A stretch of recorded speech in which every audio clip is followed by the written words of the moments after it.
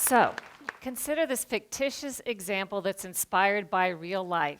Say you're watching the news and you see a story about a new study on the cholesterol-lowering drug called Cholextra.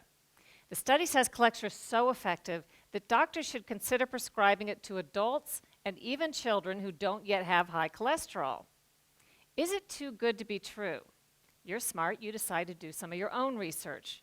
You do a Google search, you consult social media, Facebook and Twitter, you look at Wikipedia, WebMD, a nonprofit website, and you read the original study in a peer-reviewed published medical journal. It all confirms how effective Cholextra is. You do run across a few negative comments and a potential link to cancer, but you dismiss that because medical experts call the cancer link a myth and say that those who think there is a link there are quacks and cranks and nuts. Finally, you learn that your own doctor recently attended a medical seminar. The lecture that he attended confirmed how effective Cholextra is, so he sends you off with some free samples and a prescription. You've really done your homework.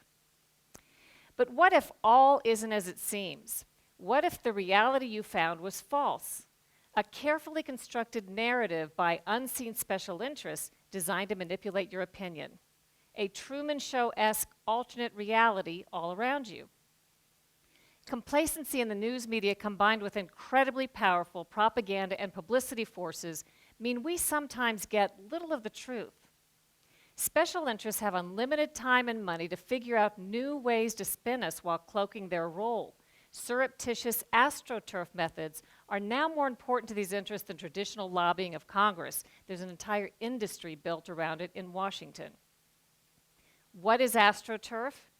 It's a perversion of grassroots, as in fake grassroots. AstroTurf is when political, corporate, or other special interests disguise themselves and publish blogs, start Facebook and Twitter accounts, publish ads, letters to the editor, or simply post comments online to try to fool you into thinking an independent or grassroots movement is speaking. The whole point of AstroTurf is to try to give the impression there's widespread support for or against an agenda when there's not. AstroTurf seeks to manipulate you into changing your opinion by making you feel as if you're an outlier when you're not. One example is the Washington Redskins name. Without taking a position on the controversy, if you simply were looking at news media coverage over the course of the past year or looking at social media, you'd probably have to conclude that most Americans find that name offensive and think it ought to be changed. But what if I told you 71% of Americans say the name should not be changed? That's more than 2/3.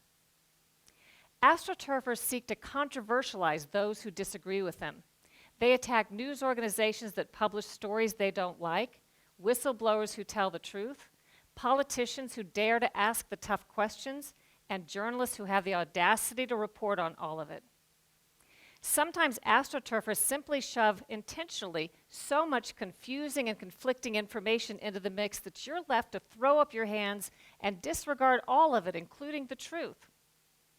Drown out a link between a medicine and a harmful side effect, say vaccines and autism, by throwing a bunch of conflicting paid-for studies, surveys, and experts into the mix, confusing the truth beyond recognition.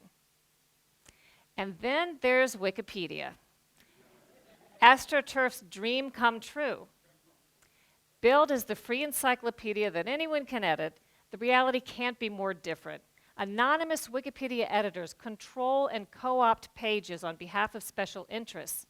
They forbid and reverse edits that go against their agenda. They skew and delete information in blatant violation of Wikipedia's own established policies with impunity, always superior to the poor schlubs who actually believe anyone can edit Wikipedia, only to discover they're barred from correcting even the simplest factual inaccuracies. Try adding a footnoted fact or correcting a fact error on one of these monitored Wikipedia pages and poof, sometimes within a matter of seconds you'll find your edit is reversed. In 2012, famed author Philip Roth tried to correct a major fact error about the inspiration behind one of his book characters cited on a Wikipedia page. But no matter how hard he tried, Wikipedia's editors wouldn't allow it. They kept reverting the edits back to the false information. When Roth finally reached a person at Wikipedia, which was no easy task, and tried to find out what was going wrong, They told him he simply was not considered a credible source on himself. A few weeks later, there was a huge scandal when Wikipedia officials got caught offering a PR service that skewed and edited information on behalf of paid, publicity-seeking clients in utter opposition to Wikipedia's supposed policies. All of this may be why, when a medical study looked at medical conditions described on Wikipedia pages and compared it to actual peer-reviewed published research, Wikipedia contradicted medical research 90% of the time. You may never fully trust what you read on Wikipedia again, nor should you. Let's now go back to that fictitious Colextra example and all the research you did. It turns out the Facebook and Twitter accounts you found that were so positive were actually written by paid professionals hired by the drug company to promote the drug. The Wikipedia page had been monitored by an agenda editor also paid by the drug company. The drug company also arranged to optimize Google search engine results, so it was no accident that you stumbled across that positive nonprofit that had all those positive comments. The nonprofit was, of course, secretly founded and funded by the drug company. The drug company also financed that positive study and used its power of editorial control to omit any mention of cancer as a possible side effect. Once more, each and every doctor who publicly touted Colextra or called the cancer link a myth, or ridiculed critics as paranoid cranks and quacks, or served on the government advisory board that approved the drug, each of those doctors is actually a paid consultant for the drug company. As for your own doctor, the medical lecture he attended that had all those positive evaluations was, in fact, like many continuing medical education classes, sponsored by the drug company. And when the news reported on that positive study, it didn't mention any of that. I have tons of personal examples from real life. A couple of years ago, CBS News asked me to look into a story about a study coming out from the nonprofit National Sleep Foundation. Supposedly, this press release coming out said, the study concluded we are a nation with an epidemic of sleeplessness and we don't even know it, and we should all go ask our doctors about it. A couple of things struck me about that. First, I recognized the phrase, ask your doctor, as a catchphrase promoted by the pharmaceutical industry. They know that if they can get your foot through the door of the doctor's office to mention a malady, you're very likely to be prescribed the latest drug that's marketed. Second, I wondered how serious an epidemic of sleeplessness could really be if we don't even know that we have it. Right? It didn't take long for me to do a little research and discover that the National Sleep Foundation nonprofit and the study, which was actually a survey, not a study, were sponsored in part by a new drug that was about to be launched onto the market called Lunesta, a sleeping pill. I reported the study as CBS News asked, but of course I disclosed the sponsorship behind the nonprofit and the survey so that viewers could weigh the information accordingly. All the other news media reported the same survey directly off the press release as written without digging past the superficial. It later became an example written up in the Columbia Journalism Review, which quite accurately reported that only we at CBS News had bothered to do a little bit of research and disclose the conflict of interest behind this widely reported survey. So now you may be thinking, what can I do? I thought I'd done my research. What chance do I have separating fact from fiction, especially if seasoned journalists with years of experience can be so easily fooled? Well, I have a few strategies that I can tell you about to help you recognize signs of propaganda and AstroTurf. Once you start to know what to look for, you'll begin to recognize it everywhere. First, hallmarks of AstroTurf include use of inflammatory language such as crank, quack, nutty, lies, paranoid, pseudo, and conspiracy. AstroTurfers often claim to debunk myths that aren't myths at all.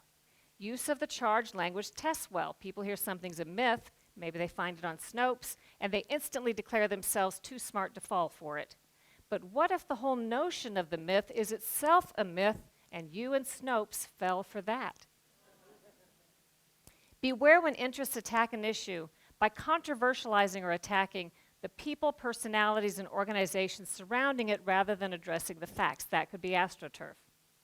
And most of all, AstroTurfers tend to reserve all of their public skepticism for those exposing wrongdoing rather than the wrongdoers. In other words, instead of questioning authority, they question those who question authority. You might start to see things a little more clearly. It's kind of like taking off your glasses and wiping them and putting them back on and realizing for the first time how foggy they'd been all along. I can't resolve these issues, but I hope that I've given you some information that will at least motivate you to take off your glasses and wipe them and become a wiser consumer of information in an increasingly artificial, paid-for reality. Thank you. Shalom, all praises to Yahweh B'Shem Yahushai, and double honors to the apostles and the elders of Great Millstone B'Shem Rakak Wadash. My name is Yakalba from Plaintables Camp of Philly. Now, the deceiver, the devil, has to be the Edomites. All right, they have to be the people that have the most power to do these things. That what you just heard. All right, planao, which means to cause to go astray, to lead astray, lead aside from the right way, to lead away from the truth, to lead into error, to deceive. All right, to be led aside from the path of virtue, to go astray in sin of heretics. All right, so who is that? Who does that fit? Who are the people that have the power to do what you just heard? This is Revelation 12:9. And the great dragon was cast out, that old serpent. This is when the Edomites lose the war. All right, the third world's war. But they're going to turn to fight the Lord. They're going to come together to fight the Lord. When in the midst of them fighting each other, the world's powers, the countries. All right. The old serpent called the devil and Satan. Called the devil and Satan by who? By the Israelites. All right. Which deceiveth the whole world. You know, other nations call him Satan too. All right. He was cast out into the earth, and his angels were cast out with them. So Satan, which deceiveth the whole world, how was he deceiving? All right. What you just read, what you just heard. All right, and we got a little graph for you. Not a graph, a picture. He did this too. Do you recognize this character? This criminal, excuse me. Cesare Borgia, Edomite, charged with impersonation of the holy judges, the Most High, his son, the angels, and all the righteous men of the Bible. And he impersonated the Hamites. He impersonates Japhites. He impersonates everybody. He wants to be everybody but himself. Unless it benefits him. Then he'll say, well, I'm him. Blasphemy of the Holy Spirit, incest, murder, fraud, stealing, breaking every law in the Bible. All right? That's what he's guilty of, the Edomite. And this is a chief Edomite here. Cesare Borgia. All right.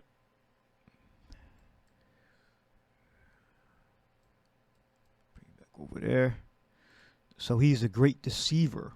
So the only person or people that the devil and Satan could be referring to is the people with the most power, that had the power to tell the most lies and to tell the most lies.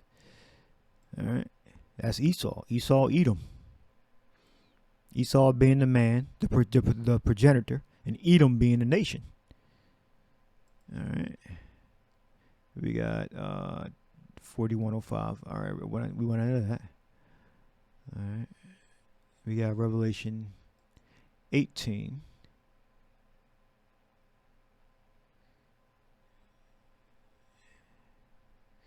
And we're at a point here.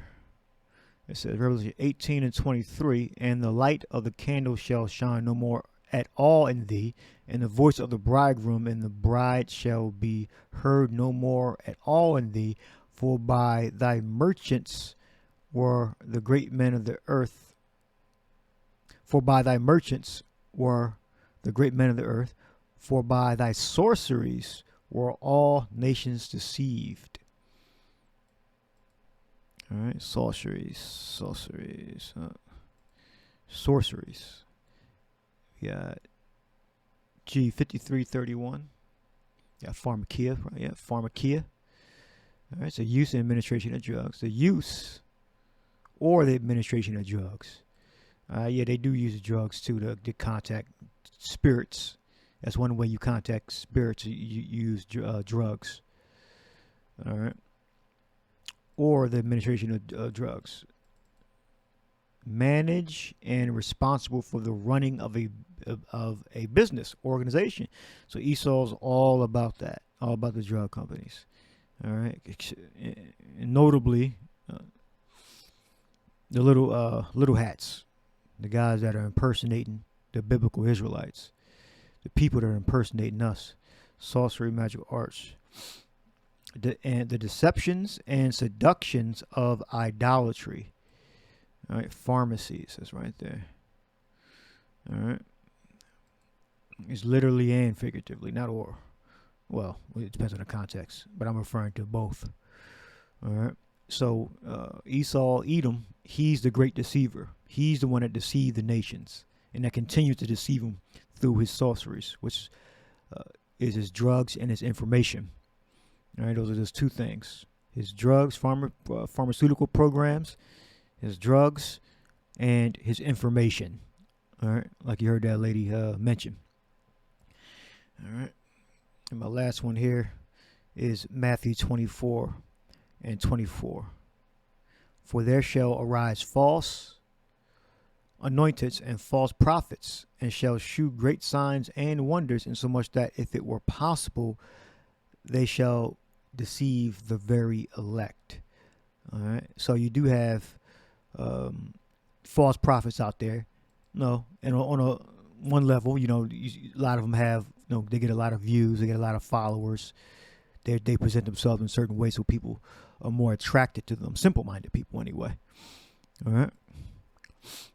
And we got more to come. We got more to come. You're going to have more people that's going to rise up and say that they got the truth, and they're going to do what appears to be great things that people are going to believe. All right? Whether it be a big following, you might get a lot of money. You might even start doing, parlor tricks that people believe. We'll see. All right. Well, this is the prophecy. For there shall arise false anointeds and false prophets, and shall shew great signs and wonders.